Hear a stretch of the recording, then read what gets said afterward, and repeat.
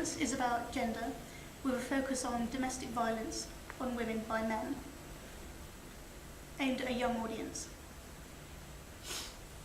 My performance is based on 3 personal stories from young women about domestic abuse. To help me tell their stories, I need a member of the audience to play the part of the listening ear. A woman. All you have to do is, thank you. All you have to do is sit and listen.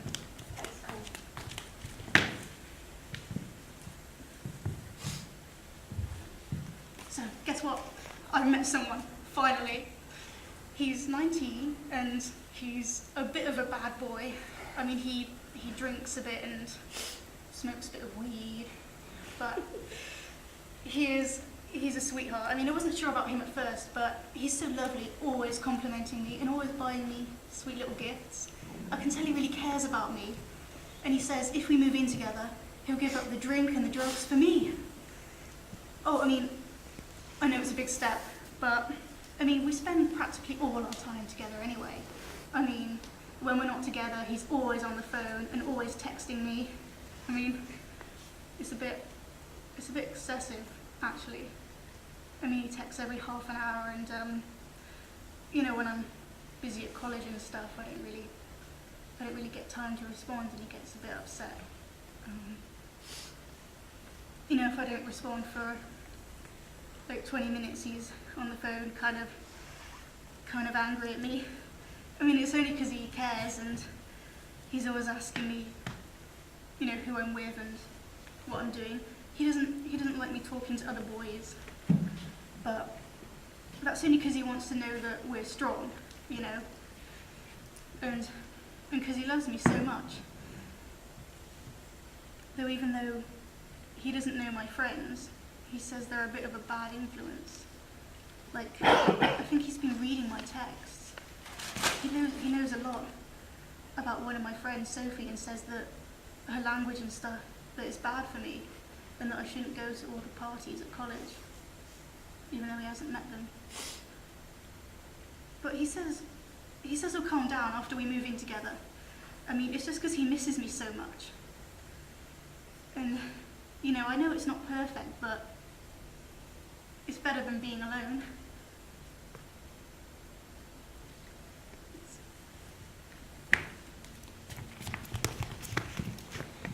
Can I have 2 male members of the audience, please? Just over here.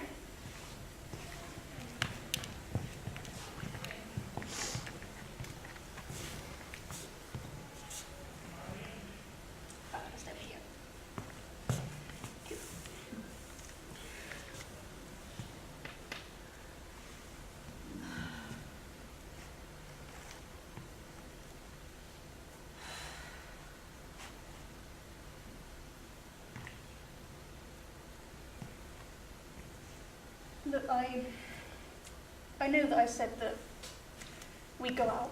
I know I promised, but I just don't have the money at the moment, and I don't have the time.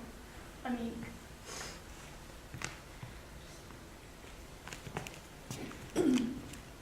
it's just, well, he hasn't found a job yet, and I'm only working part-time because he says we're better off on the dole.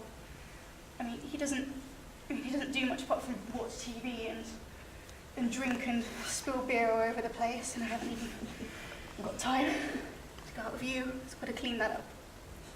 But he says it's selfish of me to go out with you guys, even though he just pisses off the pub down with his mates. No, and doesn't invite me along. But he says he gets lonely, and you know, we live together. It's my duty to be there for him. It's not a good idea for me to go out. He always ends up ruining the night. If I'm out past 10, he'll be calling and calling, shouting abuse down the phone, like calling me a slut because I wear, well, what's slutty about this? So? Nothing. But he says it shows too much ass and that's a bad thing. Seems to want me to go out in a bin bag.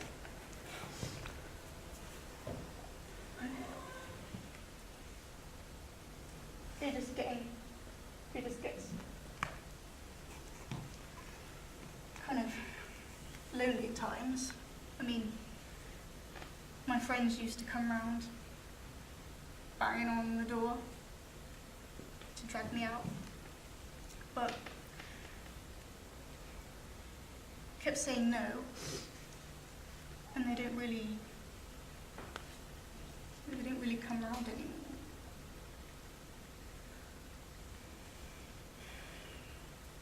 It's you and me again tonight, is it?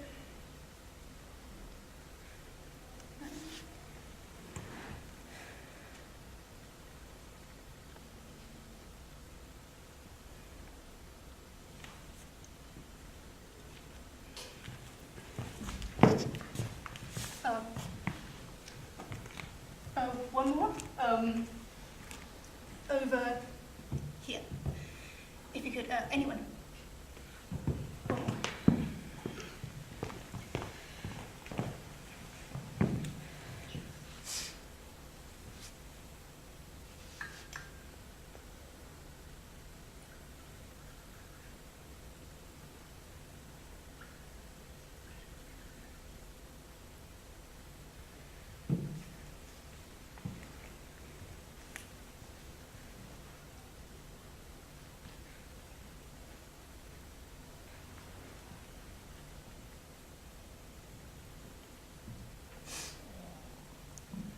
No,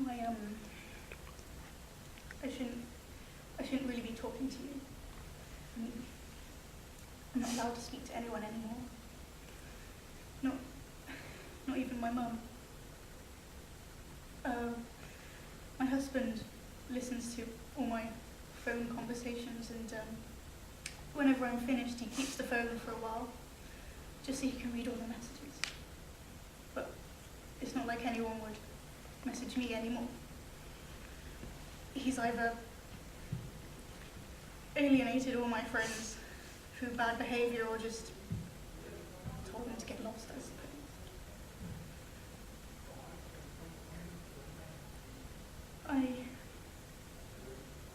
I got married a year ago, and I'm not even sure who he is anymore.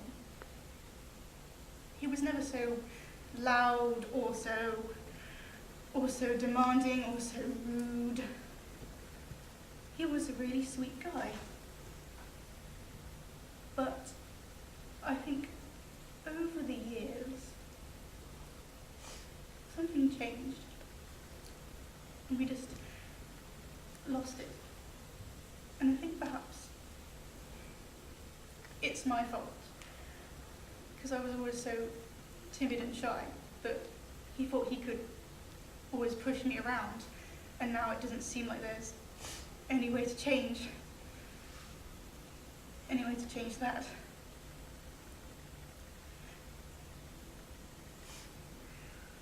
And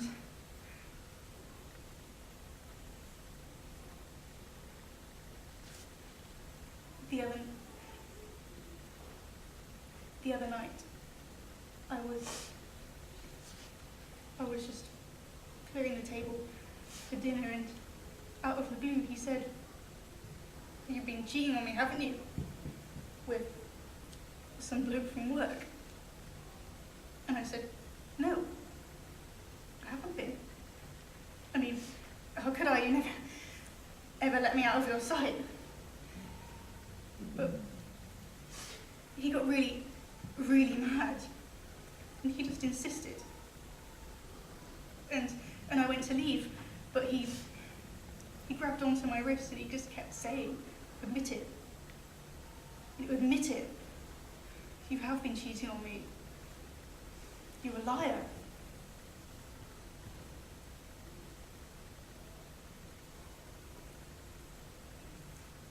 And I swear to God I would never, but he kept insisting. So I said, "Yes, okay, yes. Fine, I have been cheating on you. Fine." And I thought that would be the end of it. And he would leave me alone, but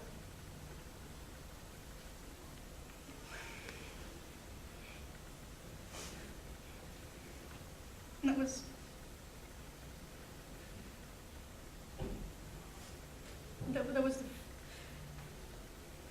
that was the first time he hit me, and he didn't need to, since I was full of time walking on eggshells. His mood just changes. He's so unpredictable. I never know when he's gonna stop.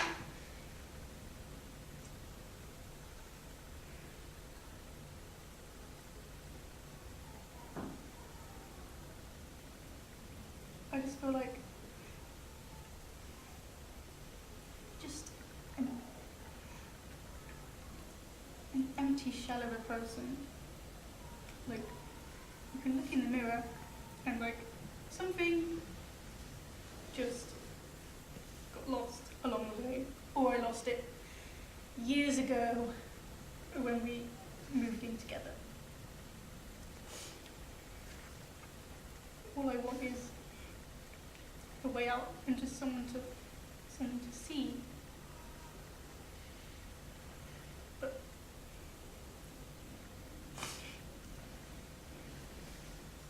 there's no one to see. And there really is.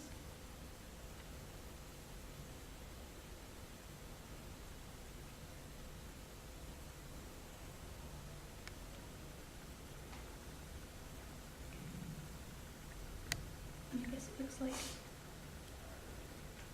I'm stuck here. And I have some cleaning up to do. I'm sorry. I couldn't.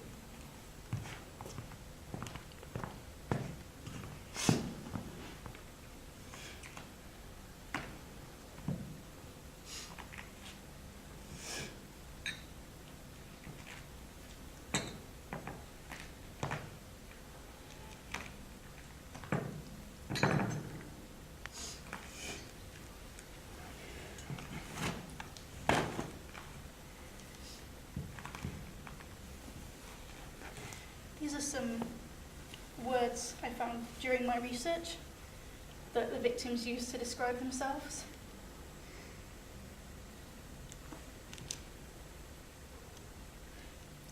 And I use it as the tablecloth because it's like it's always present with them, but nobody sees it because they hide it so well, and nobody ever notices.